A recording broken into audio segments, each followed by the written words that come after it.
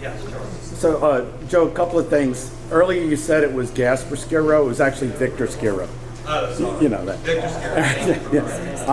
But on a more serious note, with the housing, Jennifer Von Franken, when you were here in December, the next week she was at the Regional Planning Commission talking about housing.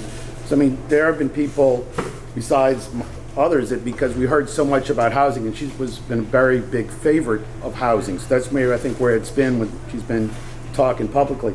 But I was wondering, back in 2015, it was all zoned park.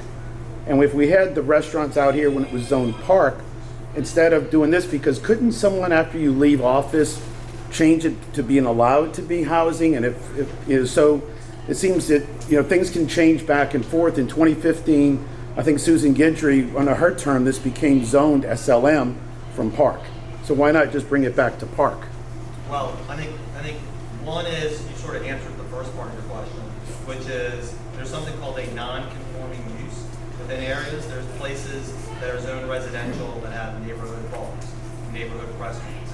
They're not supposed to be there, but since they've been there historically, that they are non-conforming use. This area that is zoned SLM right now could have all of these things plus more, so I'm trying to mitigate what could go there as opposed to making it more expansive. And you're right on your last point. Legislation can always be changed by new legislation.